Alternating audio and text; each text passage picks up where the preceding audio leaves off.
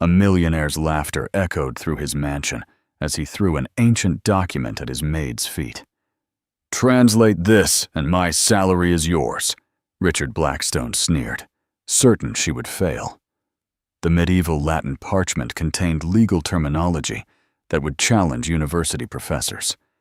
His charity gala guests gathered closer, expecting entertainment at the expense of hired help. But something flickered in Maria's eyes as she examined the faded text. Not fear, but recognition. The quiet woman in a uniform had been underestimated her entire life. Tonight, that would change everything. The document held secrets that powerful men had buried for centuries.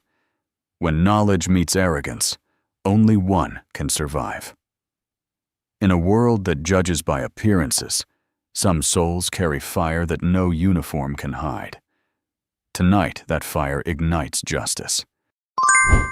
The Blackstone estate had been built to intimidate and impress in equal measure, and on this particular evening in late October, it was serving both purposes with devastating effectiveness.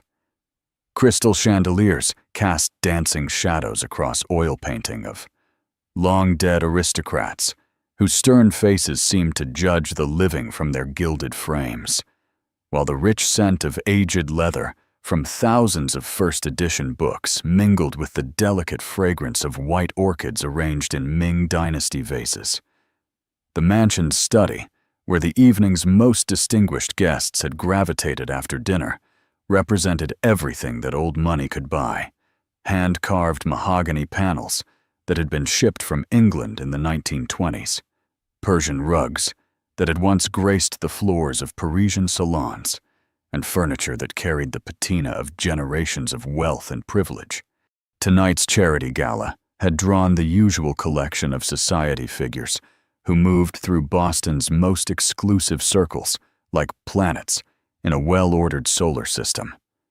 Investment bankers in handmade suits discussed market fluctuations over glasses of wine that cost more than most people's monthly rent, while their wives, draped in jewelry that could have funded small countries, exchanged gossip about whose children had been accepted to which Ivy League schools. Technology entrepreneurs who had built fortunes on digital innovation rubbed shoulders with old money families whose wealth traced back to the shipping and textile industries of the previous centuries. They had all come ostensibly to support some worthy cause. Tonight it was funding for historical preservation, but really they were here to see and be seen, to maintain the complex web of social and business relationships that kept their world functioning smoothly. Maria Santos moved through this rarefied atmosphere like a shadow, her presence acknowledged only when someone needed their champagne glass refilled or their coat retrieved from the cloakroom. At 28, she possessed the kind of quiet beauty that money couldn't buy: intelligent dark eyes, graceful movements, and an air of dignity that no uniform could diminish. She had been working for the household staff at events like this one for the better part of a year, ever since her mother's cancer diagnosis had forced her to take any job that would provide immediate income and flexible scheduling for medical appointments. The work was honest but invisible, requiring her to navigate the casual cruelty of a world that discussed the help as if they were furniture, rather than human beings with their own stories, dreams, and struggles. Richard Blackstone was exactly the type of man who thrived in this environment of inherited privilege and casual arrogance. At 45, he had leveraged family connections and what he believed to be his own superior intellect to build a commercial real estate empire worth hundreds of millions of dollars. Every aspect of his appearance had been carefully crafted to project success and authority, from his perfectly styled salt and pepper hair to his Tom Ford suit that had been tailored to emphasize his still athletic build. He wore his wealth like armor, wielding his power with the unconscious cruelty of someone who had never experienced want or uncertainty. Tonight he was in his element, holding court in his own magnificent home, surrounded by people who either owed him money or wanted to borrow some. The other guests had naturally gravitated toward Richard as the evening progressed, drawn by the combination of his wealth, his connections, and his reputation for providing entertaining stories at the expense of others. Mrs. Richardson, his business partner, and the evening's co-host, watched from across the room with the sharp attention of someone who had spent decades navigating these social waters. At 62, as did so, she possessed the kind of understated elegance that came from generations of breeding and education, her silver hair perfectly coiffed, and her navy Chanel suit speaking of both wealth and serious purpose. There was something in her expression as she observed Richard's interaction with the household staff that suggested she was seeing more than casual entertainment. She was making calculations and drawing conclusions that the rest of the crowd was missing entirely. The medieval document that would soon change everything had been sitting in Richard's private collection for nearly 3 years, acquired along with several other manuscripts at an estate sale in Connecticut. He knew it was old, knew it was in Latin, and that was about the extent of his knowledge or interest in its contents. The parchment itself was remarkable, genuine medieval calfskin covered in the careful script of a 15th century scribe, with illuminated capitals and official seals that spoke of its importance in its own time. But to Richard, it was simply another curiosity, a conversation piece that demonstrated his sophistication and his ability to acquire rare and valuable objects. He had never bothered to have it properly translated or authenticated, content to let it serve as an impressive backdrop to his various social gatherings. As the evening wore on and the wine flowed more freely, Richard's natural tendency toward cruelty and showing off had begun to assert itself more strongly. He had been watching Maria work throughout the evening, noting the careful way she moved through the room and the respectful distance she maintained from the guests. To him, she represented everything he enjoyed about his position in the world, the power to employ people who had no choice but to tolerate his behavior, the ability to demonstrate his superiority over those less fortunate, and the opportunity to entertain his guests with casual displays of the social hierarchy that kept him firmly at the top. The combination of alcohol, social pressure, and his own inherent arrogance had created the perfect conditions for the confrontation that was about to unfold. The transformation began when Maria approached the massive bookshelf that dominated one wall of the study, her feather duster moving carefully among the leather-bound volumes and decorative objects that Richard had collected over the years. She worked with the quiet efficiency of someone who took pride in doing any job well, regardless of how others might view that work. When she reached the shelf where the medieval document was displayed in its climate-controlled case, something in her posture changed subtly. Her movements became more careful, more reverent, as if she recognized the historical significance of what she was seeing. The change was barely perceptible, but Mrs. Richardson noticed it immediately, her sharp eyes catching the shift in Maria's demeanor that suggested this was more than casual interest in an old piece of parchment. Richard, emboldened by the attention of his guests and the effects of several glasses of extremely expensive wine, decided that the moment was perfect for some entertainment at Maria's expense. The medieval document provided the perfect prop for what he envisioned as a harmless but amusing demonstration of the intellectual gulf between himself and his hired help. He had no way of knowing that he was about to trigger a chain of events that would destroy everything he had spent his life building, or that the woman he was preparing to humiliate possessed knowledge and credentials that would make his own education look like finger painting by comparison. The stage was set for a confrontation that would transform everyone in the room and prove that sometimes the most devastating weapons were wielded not by those with the most power, but by those with the most knowledge and the courage to use it. The transformation was subtle at first, barely perceptible to the crowd of guests who had gathered to witness what they expected to be a quick humiliation. Maria reached for a pen and notepad from the desk drawer, her movements precise and methodical in a way that suggested familiarity with academic work. She didn't fumble or hesitate. Instead, she began by examining the document's structure with the systematic approach of someone trained in textual analysis. The guests exchanged glances, some beginning to sense that something was different about this situation, though they couldn't quite put their finger on what. Mrs. Richardson stepped closer, her sharp eyes fixed not on the document, but on Maria herself, watching the young woman's face as she worked.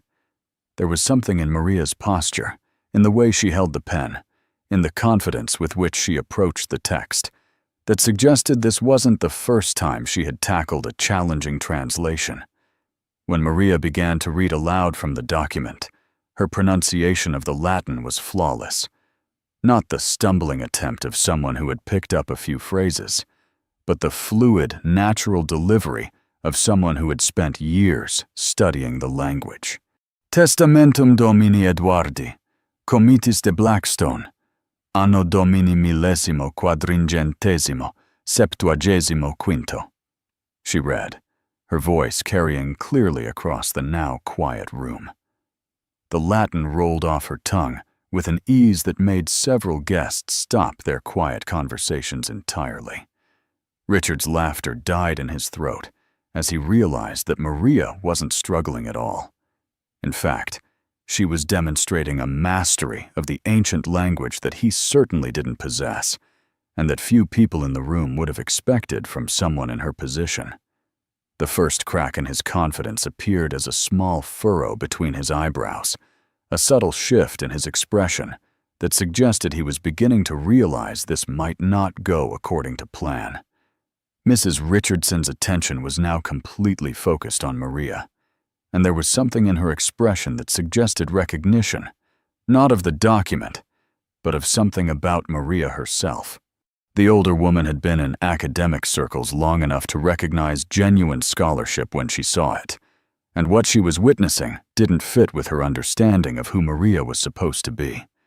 She watched as Maria made careful notes in the margins, saw the way she analyzed complex grammatical structures with the ease of someone who had done this countless times before. The other guests were beginning to murmur among themselves, their voices carrying notes of surprise and confusion.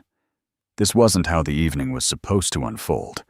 They had come for entertainment, but what they were getting was something else entirely, a demonstration of intellectual capability that challenged their assumptions about the help and about their own superiority.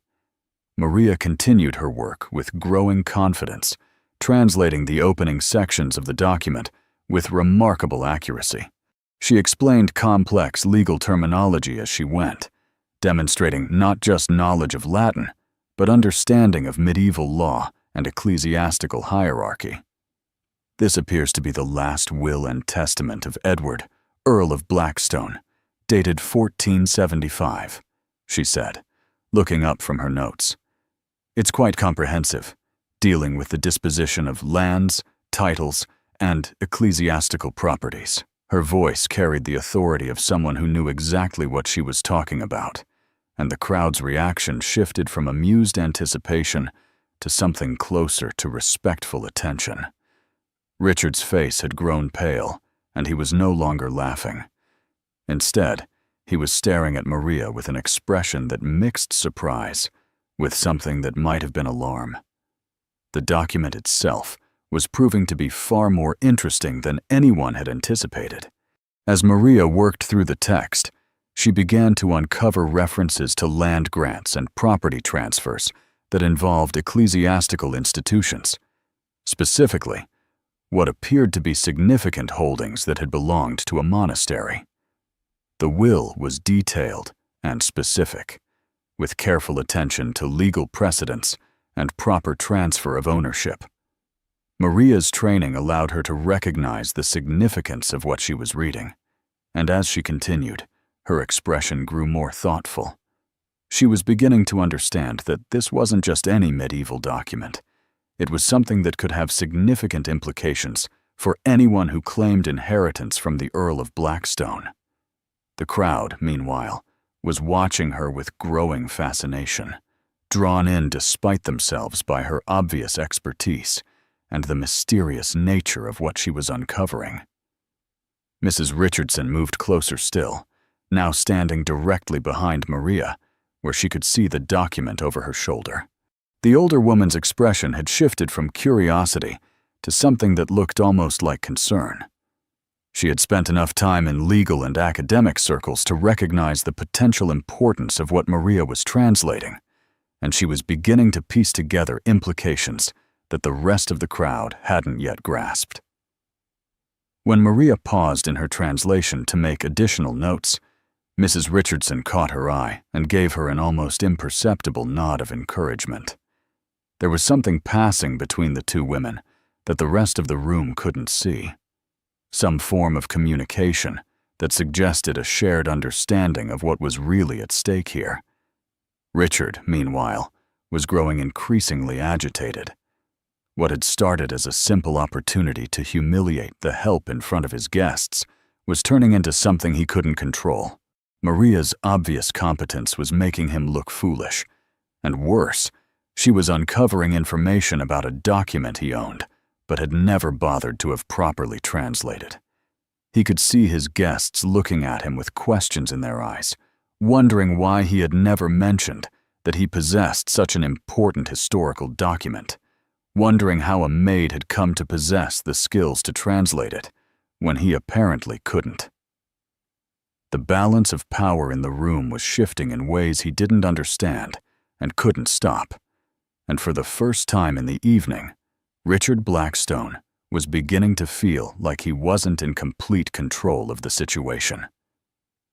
As Maria reached the end of the document's opening section, she looked up at the assembled crowd with an expression that had completely transformed from the deferential demeanor they had seen when the evening began.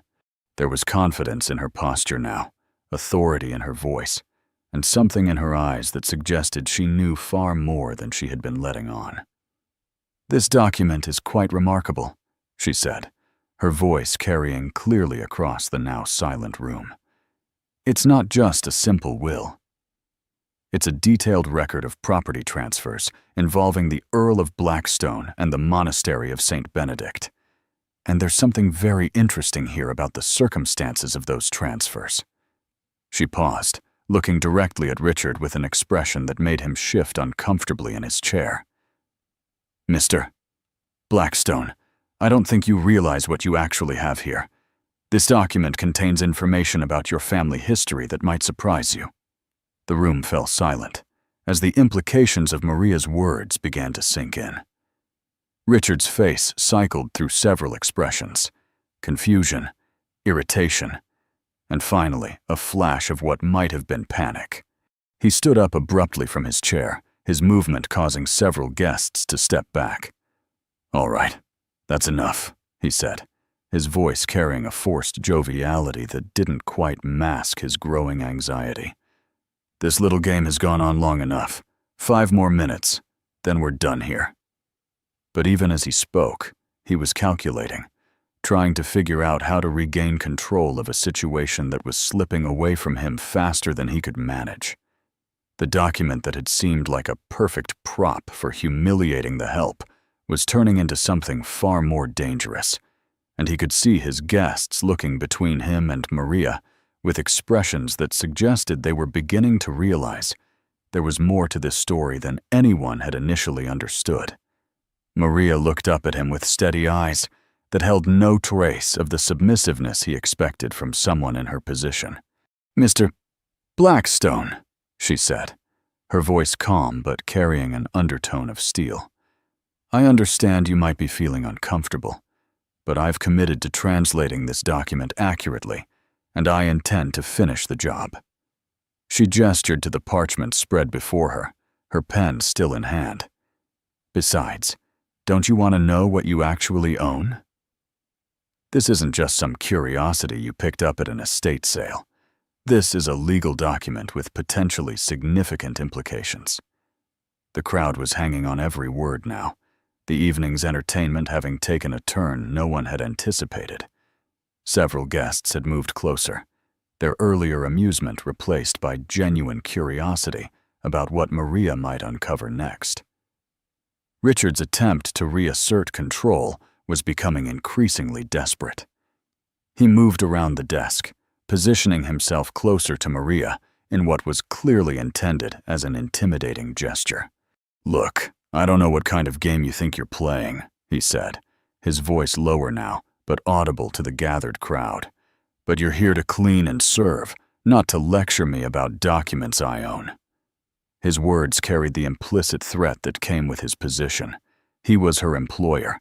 He controlled her livelihood, and he could make her life very difficult if she didn't comply with his wishes. The other staff members who had been quietly serving the guests throughout the evening exchanged nervous glances, recognizing the dangerous territory Maria was entering by challenging someone with Richard's power and influence. But Maria didn't back down. Instead, she straightened in her chair and met his gaze directly. "You offered me $50,000 to translate this document," she said, her voice carrying to every corner of the now silent room. "You made that offer in front of all these witnesses. I'm simply fulfilling my part of the bargain." And she gestured to the document again, her movements confident and controlled. "Unless, of course, you're worried about what I might find in the rest of this translation." The challenge in her voice was unmistakable, and the crowd could sense the shift in dynamics playing out before them.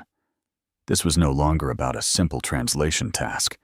It had become a test of wills between two people from very different worlds, with very different amounts of power. Mrs. Richardson chose that moment to step forward, her intervention subtle but decisive. "Richard," she said, her voice carrying the authority of someone who had been his business partner for years, "I think we should let her finish. After all, you did make a public challenge, and it would be poor form to back out now simply because she's proving more capable than expected."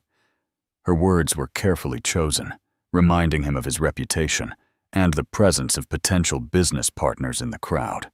She positioned herself slightly between Richard and Maria, a gesture that could have been interpreted as casual, but that effectively created a protective barrier. The message was clear. Maria had an ally, someone with enough social standing to provide protection from Richard's attempts at intimidation. The other guests were watching this drama unfold with fascination, recognizing that they were witnessing something far more interesting than the usual charity gala entertainment. Investment banker Thomas Crawford stepped closer, his own curiosity evident. "I have to admit, I'm intrigued," he said, addressing the room in general, but looking specifically at Richard. "How often do you get to see a genuine medieval document translated? And by someone who clearly knows what they're doing?" His comment drew murmurs of agreement from several other guests, effectively boxing Richard into a corner. He couldn't shut down the translation now, without appearing churlish and weak in front of people whose respect and business relationships he needed to maintain. Maria took advantage of the moment to continue her work, her pen moving across the notepad as she worked through another section of the Latin text. As she translated, her expression grew more serious, and she began to make additional notes in the margins of her paper. "This is very interesting," she said, her voice thoughtful. "The will is quite specific about certain land transfers that took place in the months before the Earl's death. It mentions property that belonged to the monastery of St. Benedict, and there are some unusual clauses about the circumstances under which those transfers were executed." She looked up at Richard, who had grown very still. "Mr. Blackstone, this document suggests that your family's ancestral holdings may have a more complicated history than you might have realized." The tension in the room was palpable now, with everyone sensing that Maria's translation was heading towards some kind of revelation. Richard's face had gone from pale to flushed, and his hands were clenched at his sides. "That's ancient history," he said, but his voice lacked conviction. "Whatever happened centuries ago has nothing to do with anything today." But even as he spoke, he was clearly calculating the potential implications of whatever Maria might discover. The guests could see his discomfort, could sense that there was something significant at stake here beyond a simple translation challenge. The evening had taken on the quality of a legal drama, with Maria in the role of the determined investigator uncovering long-buried secrets. Maria continued translating, her voice growing stronger with each passage she completed. She was no longer the quiet maid who had been dusting bookshelves at the beginning of the evening. Something had awakened in her, some combination of intellectual excitement and righteous determination that transformed her entire presence. "The document indicates that the land transfers were irregular," she said, choosing her words carefully. "The monastery appears to have been coerced into giving up property that should have remained in ecclesiastical hands. And there are references to threats and intimidation that were used to force the transaction." She looked directly at Richard, her expression serious. "Mr. Hawaii, Mr. Blackstone, if this document is authentic, and every indication suggests that it is, then your family's claim to significant portions of your current holdings may be legally questionable." The room erupted in whispers as the implications of Maria's words sank in. Richard's business empire was built on real estate holdings that traced their lineage back to his family's ancestral lands. If those original acquisitions were fraudulent, the consequences could be devastating, not just financially, but legally and socially. Mrs. Richardson's expression had grown very serious, and she was looking at Richard with an intensity that suggested she was rapidly reassessing everything she thought she knew about her business partner. The other guests were glancing between Richard and Maria with expressions that mixed fascination with growing alarm as they began to understand that they were witnessing something that could destroy a man's entire life. Maria sat back in her chair, her translation nearly complete, and looked around the room at the assembled crowd. When she spoke, her voice carried an authority that no one in the room had expected from someone in her position. "You can threaten me all you want, Mr. Blackstone," she said, her words clear and strong. "But I'm going to finish translating this document. And when I'm done, you're going to have to pay me that $50,000 and face the truth about your family's history." The challenge was thrown down like a gauntlet, and everyone in the room understood that there would be no backing down from this confrontation. The evening had become something none of them had anticipated, and the outcome would change everything for everyone involved. Mrs. Richardson moved forward with the decisive air of someone who had been waiting for exactly this moment. The elegant woman in her 60s, impeccably dressed in a navy Chanel suit that spoke of old money and established power, commanded attention simply by the way she carried herself through the crowd. "Ladies and gentlemen," she said, her voice cutting through the murmurs and whispers that had filled the room, "I think it's time you all understood exactly who you're watching work tonight." Her words brought an immediate hush to the gathering, every face turning toward her with expressions of curiosity and confusion. Richard looked up at his business partner with growing alarm, sensing that whatever she was about to say would further destabilize a situation that was already spiraling beyond his control. "Maria," Mrs. Richardson continued, her voice warm with genuine affection and pride, "isn't just any maid. She's Dr. Maria Santos, and she graduated summa cum laude from Harvard University with a doctorate in classical languages and medieval studies." The words landed like a bombshell in the suddenly silent room. Guests who had been looking down on Maria all evening suddenly found themselves staring at her with expressions of shock and disbelief. The transformation was immediate and complete.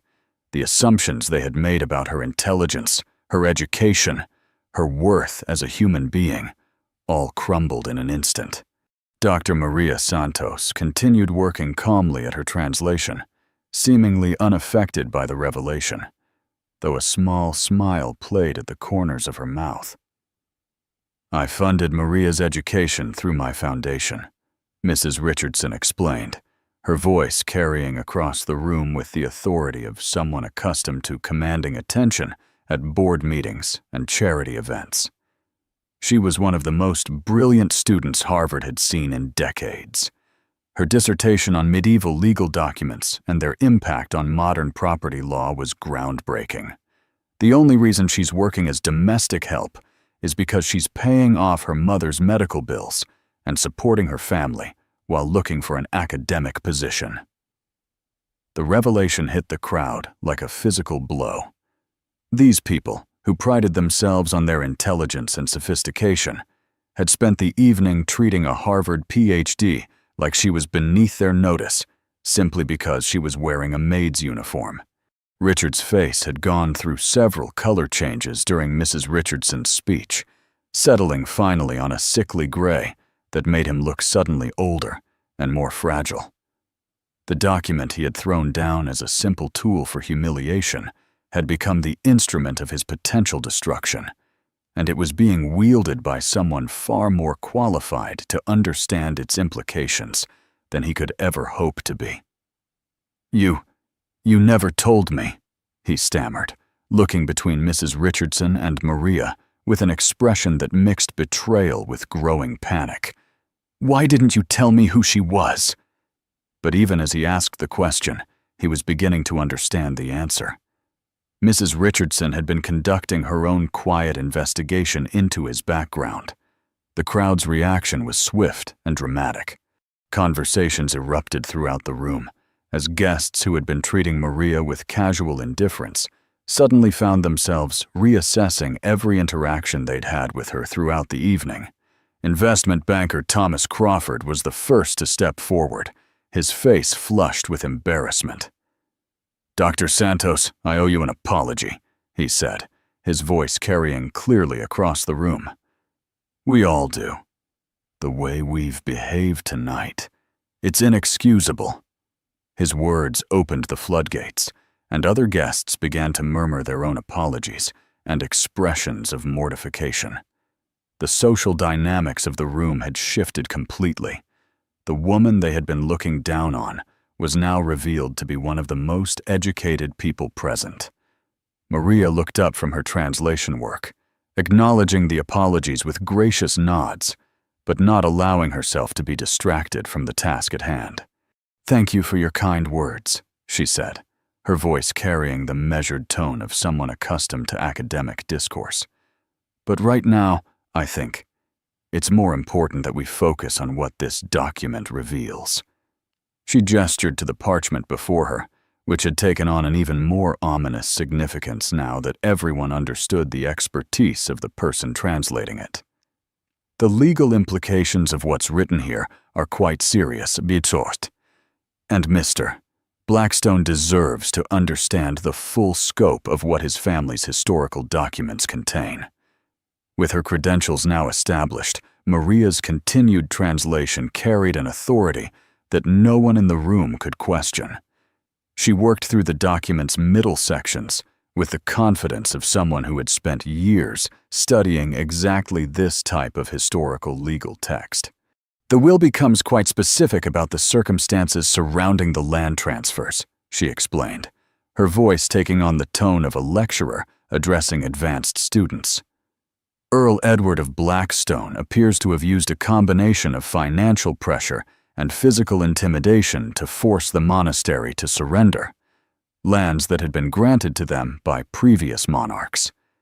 The document suggests that these actions were illegal even by the standards of the time, and that the Earl was essentially engaged in what we would now call extortion and theft. The implications were staggering. Richard's entire business empire was built on properties that had been in his family for generations, properties that traced their lineage back to these very landholdings that Maria was now revealing to be fraudulently acquired. In an era where property rights were taken very seriously, and where legal challenges to historical land grants were not unheard of, the discovery that his family's foundational holdings were illegal could trigger investigations, lawsuits, and potentially the loss of everything he had built. The $50,000 he had so casually offered as a prize now seemed like the least of his worries. His face had taken on the expression of a man watching his entire world crumble. Mrs. Richardson watched the proceedings with the satisfaction of someone whose careful planning was finally coming to fruition. "I've had my suspicions about the origins of the Blackstone holdings for some time," she said, her voice matter-of-fact in a way that made her words even more damning. "When I learned that Richard had acquired this particular document at an estate sale, I realized it might provide the evidence I needed to confirm my theories. Having Maria in a position to examine it was fortuitous. The implication was clear. This had not been a random encounter or a simple charity translation. This had been a carefully orchestrated investigation. As Maria continued her translation, uncovering more evidence of the Earl's illegal activities, the room grew quieter and more tense. Richard had stopped trying to interrupt or intimidate her. He was now focused entirely on damage control, his mind racing through potential legal and financial consequences. The other guests were watching with the fascination of people witnessing a dramatic downfall, recognizing that they were seeing the kind of reversal of fortune that would be talked about in their social circles for years to come. The beautiful doctor, Maria Santos, who had been serving their drinks and cleaning their messes just hours earlier, was now systematically dismantling the foundation of a multi-million-dollar empire, with nothing more than her expertise in medieval Latin and her commitment to historical truth. Maria looked up from the document with an expression that mixed scholarly satisfaction with something that might have been righteous vindication. "The translation is quite clear, Mr. Blackstone," she said, her voice steady and professional, despite the magnitude of what she was revealing. "This document proves that your family's ancestral holdings were acquired through illegal means, even by the standards of the 15th century. The lands belonged to the monastery by royal grant, and your ancestor used criminal methods to steal them. The $50,000 in salary you earn each month, it's all built on a foundation of theft and fraud." Richard's jaw had literally dropped, his mouth hanging open as the full implications finally sank in, and he found himself completely unable to respond. The silence that followed Maria's devastating revelation stretched like a taut wire through the ornate study, broken only by the subtle sounds of expensive clothing rustling as guests shifted uncomfortably and tried to process what they had just heard. Maria continued her methodical work, translating the final sections of the medieval document with the same scholarly precision she had maintained throughout the evening, seemingly unaffected by the social earthquake she had just triggered. Her pen moved steadily across the notepad, recording details that painted an increasingly damning picture of the Earl of Blackstone's criminal activities. The document revealed not just a single instance of theft, but a pattern of intimidation and extortion that had allowed him to accumulate vast holdings through illegal means. Richard had moved beyond shock into what appeared to be a desperate search for escape routes. His mind was clearly racing through potential defenses, legal challenges, or ways to discredit what Maria had uncovered. "This is ridiculous," he finally managed to say, though his voice lacked the conviction he was clearly trying to project. "Even if this document is real, it's 500 years old. You can't possibly think that something from the 15th century has any bearing on modern property rights." But even as he spoke, his eyes were darting around the room, taking in the expressions of his guests and clearly calculating the social and business damage that was already being done. Maria paused in her translation to address Richard's argument with the patient tone of a professor correcting a student's misconception. "Actually, Mr. Blackstone, medieval property grants and their legal validity are very much relevant to modern ownership," she explained, her voice carrying the authority of genuine expertise. "There have been numerous cases in recent decades where historical documents have been used to challenge contemporary landholdings. The principle of original title is still recognized in American law, particularly when it comes to properties that can trace their ownership back to colonial or pre-colonial grants." She gestured to the document before her.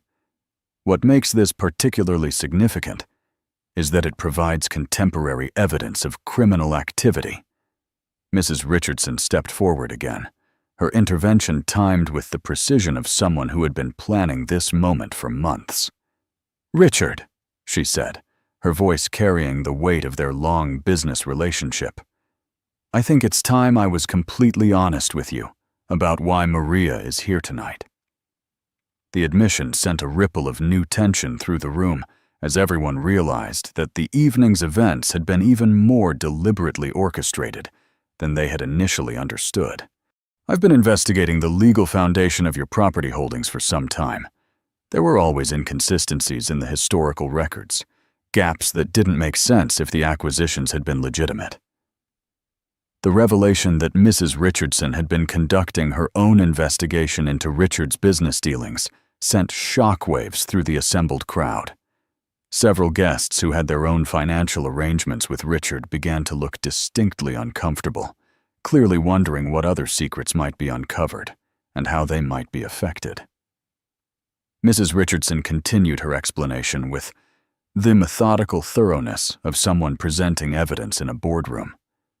"I've been documenting irregularities for months, properties that should have reverted to state or church ownership, land grants that were never properly transferred, historical records that didn't align with current ownership claims. But I needed concrete evidence of the original fraud." Maria looked up from her translation with an expression that mixed professional admiration with personal gratitude. "You've been investigating this all along?" she asked, though her tone suggested she had already begun to piece together the connections. "The position you offered me, the access to Mr. Blackstone's private documents. This wasn't coincidence." Mrs. Richardson nodded, her expression serious but satisfied.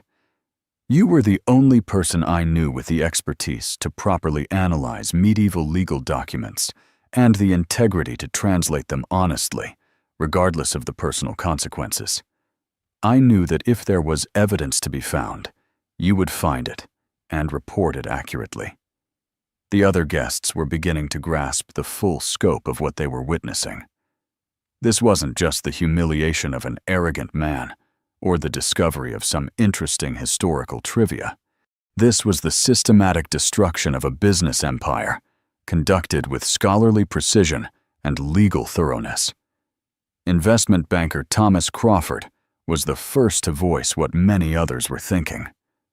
"Richard," he said, his tone carefully neutral, but clearly calculated, "I think we need to discuss the implications of this for our current projects, if there are questions about the legal foundation of your holdings." He didn't need to finish the sentence. Richard's attempts at damage control were becoming increasingly frantic. "This is a setup," he declared, his voice rising as he gestured wildly around the room. "You can't possibly think that this is legitimate evidence of anything. She's a maid, for God's sake, regardless of whatever degrees she might have. And you," he turned to Mrs. Richardson with an expression of betrayed fury, "you've been planning this from the beginning. This isn't about historical truth. This is about destroying me." But his words rang hollow in the face of the methodical evidence that Maria had been presenting. Mrs. Richardson's response was delivered with the calm authority of someone who had anticipated this reaction and prepared for it. "Richard, I've brought copies of the supporting documentation I've gathered over the past year," she said, producing a thick folder from her briefcase. "Property records, historical surveys, church documents, genealogical research, everything that supports what doctor. Santos is finding in this translation. This isn't a personal vendetta. It's a legal investigation that was long overdue. She handed the folder to Thomas Crawford, whose expertise in real estate law made him a natural choice to review the materials. As Crawford began reviewing the documents, his expression grew increasingly grave. The other guests clustered around him, reading over his shoulder and murmuring among themselves as they recognized the thoroughness of Mayor Richardson's investigation. The folder contained property maps dating back centuries, church records showing the original grants to the monastery, genealogical charts tracing the Blackstone family line, and contemporary accounts of the Earl's activities that corroborated what Maria was finding in the will. It was clear that Meredith Richardson had spent considerable time and resources building a case that would stand up to legal scrutiny. Maria had finished her translation and was now reviewing her notes, double-checking her work with the careful attention to detail that had made her doctoral dissertation so highly regarded in academic circles. "The document is quite clear in its final sections," she announced to the room. "Earl Edward of Blackstone not only stole the monastery's lands, but also destroyed documents that would have provided evidence of the theft. He believed that by eliminating the paper trail, he could ensure that his crimes would never be discovered. What he didn't anticipate was that the monastery's legal counsel would create this will as a form of insurance, a document that would preserve the truth for future generations to discover." She looked directly at Richard, her expression serious but not unkind. "Your ancestor was a criminal, Mr. Blackstone, and the fortune your family has built over the centuries is founded on that crime. The question now is what you're going to do about it." The atmosphere in the study had transformed completely from the convivial charity gathering it had been just hours earlier. What remained was a tense standoff between a woman armed with irrefutable evidence and a man whose entire world was crumbling before the eyes of his most important social and business connections. Maria sat with her completed translation spread before her, the ancient document that had revealed so many secrets, now joined by pages of careful notes and analysis that painted a devastating picture of historical fraud. The crowd of guests had repositioned themselves almost unconsciously, creating a physical barrier between Richard and any potential escape route, as if they sensed that justice was finally being served and wanted to ensure that he faced the consequences of what had been revealed. Richard made one final, desperate attempt to regain control of the situation. "Fine," he said, his voice carrying forced bravado that fooled no one in the room.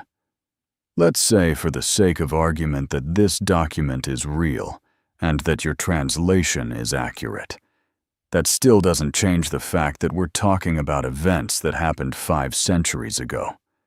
Statute of limitations, anyone? You can't seriously think that medieval property disputes have any relevance to modern business." But even as he spoke, his eyes were fixed on the folder of supporting documents that Thomas Crawford was still reviewing, and his voice carried the hollow ring of a man who already knew his arguments were worthless. Thomas Crawford looked up from the documents with the grim expression of someone who had just reviewed a case that would end up in legal textbooks.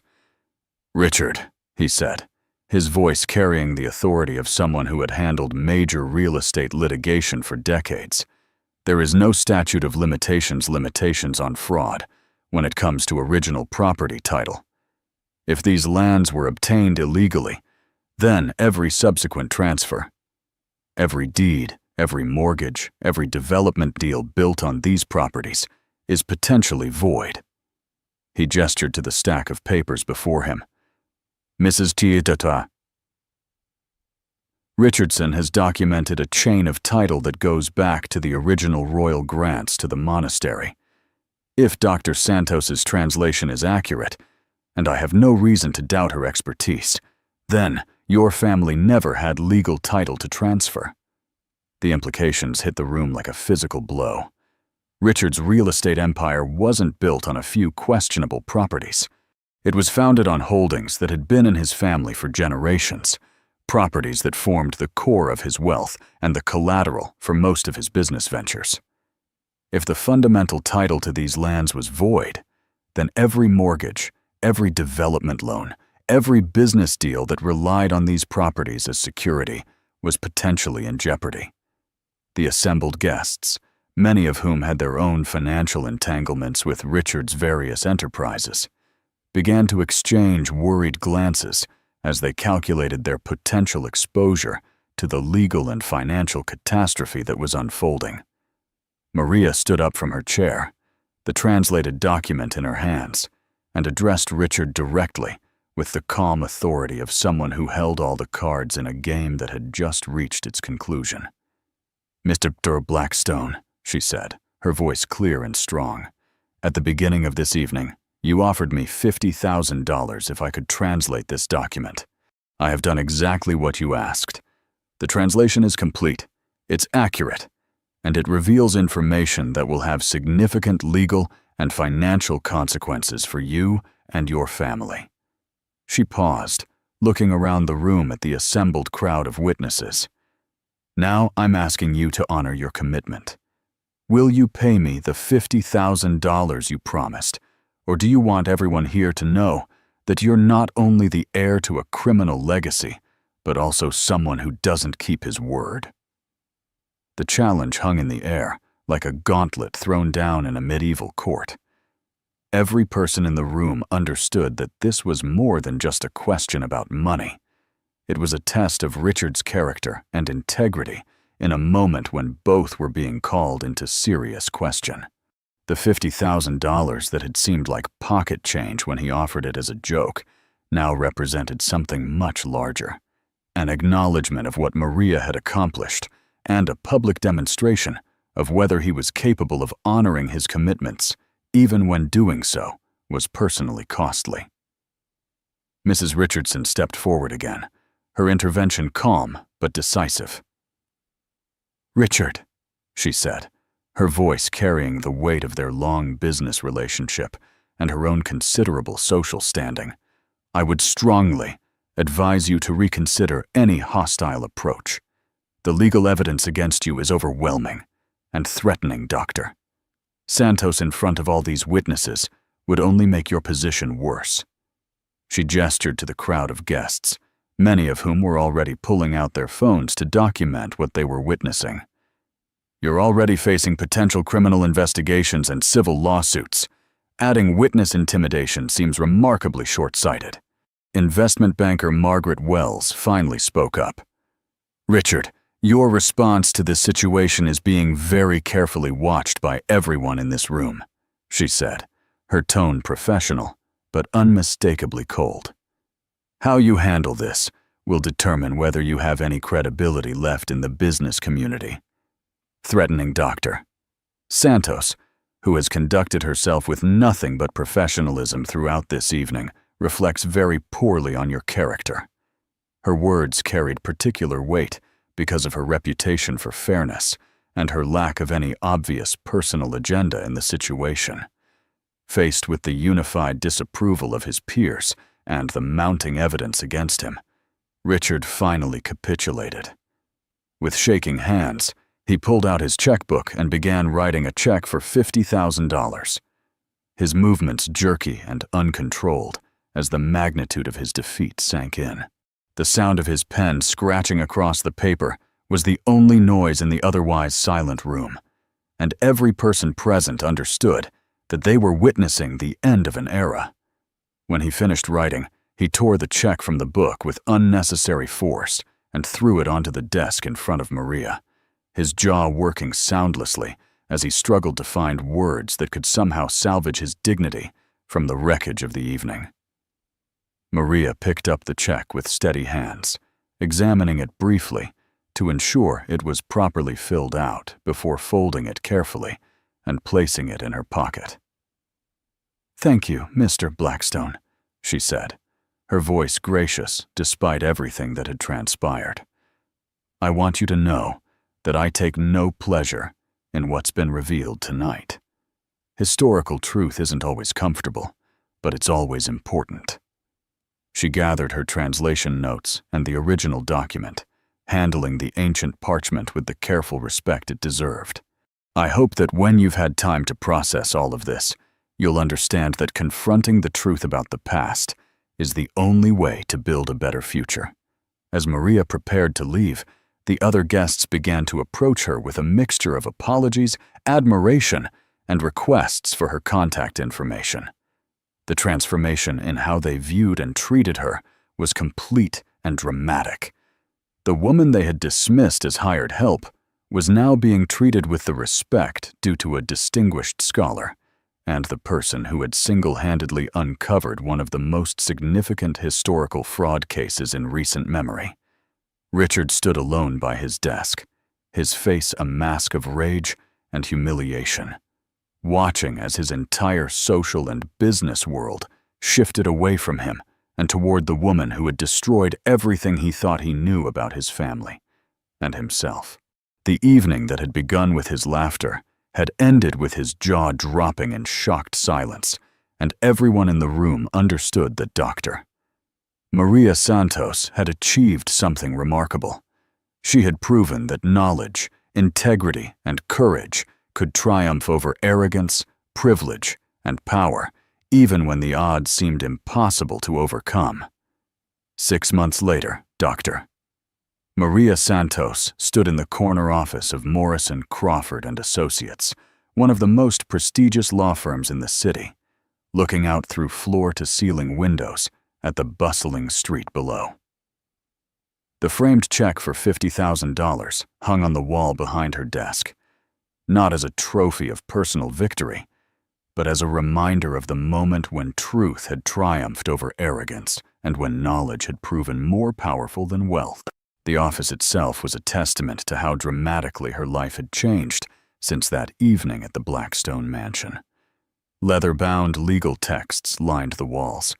A computer displaying complex property research filled the desk, and certificates of appreciation from various historical societies had decorated the space around her Harvard diploma, which now held a place of honor rather than gathering dust in a drawer. The legal aftermath of that evening had been swift and comprehensive. Richard Blackstone's real estate empire had indeed crumbled under the weight of the historical evidence, just as Thomas Crawford had predicted. Multiple lawsuits had been filed, challenging the title to properties that traced their ownership back to the stolen monastery lands, and Richard had been forced to liquidate most of his holdings to settle claims and pay legal fees. The Internal Revenue Service had launched an investigation into potential tax fraud related to the illegal foundations of his wealth, and several states had initiated their own proceedings to recover lands that had been illegally transferred centuries earlier. The man who had laughed so confidently while offering $50,000 for what he assumed would be an impossible translation was now facing bankruptcy, criminal charges, and the complete destruction of his social standing. Mrs. Richardson had emerged from the scandal, with her reputation not only intact, but enhanced by her role in uncovering the truth. Her careful investigation and her commitment to justice had earned her recognition from legal and historical organizations across the country, and her business had actually benefited from the publicity surrounding the case. She had become a sought-after consultant for other cases involving historical property disputes, and her foundation had expanded its mission to include funding for legal research into other potential cases of historical fraud. Her partnership with Maria had evolved into a formal business relationship, with Maria serving as the chief historical consultant for the firm's growing practice in property title disputes.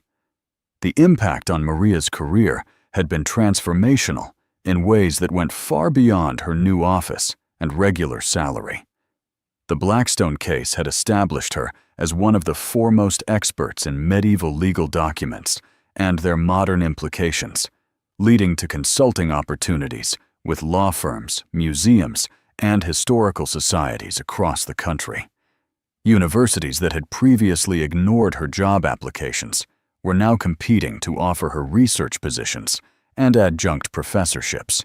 She had been invited to speak at conferences, to write articles for legal journals, and to serve as an expert witness in other cases involving historical documents. The woman who had been cleaning houses to pay her mother's medical bills was now earning more in a month than she had previously made in a year. The $50,000 that Richard had so reluctantly paid had been the seed money for an even more ambitious project. Maria had used it to fund a legal clinic that specialized in helping working-class families navigate complex legal issues, particularly those involving property rights, employment law, and immigration status. The clinic operated out of a modest storefront in a working-class neighborhood, providing free legal services to people who could never have afforded traditional legal representation. Working with Mrs. Richardson's foundation, she had also established a scholarship program specifically designed to help the children of domestic workers and service industry employees pursue higher education. The irony was not lost on Maria that Richard's arrogant gesture had ultimately funded projects that would help thousands of people fight against exactly the kind of exploitation and intimidation that his ancestor had used to build the family fortune. As Maria stood in her office that afternoon, reviewing files for her next case involving a disputed colonial land grant, she caught sight of movement in the small park across the street. There, wearing the orange vest of a community service worker and picking up litter with mechanical precision, was Richard Blackstone. The court-ordered community service was part of his sentence for the fraud charges that had finally caught up with him, and seeing him performing manual labor in public view provided a strange sense of symmetry to the whole story.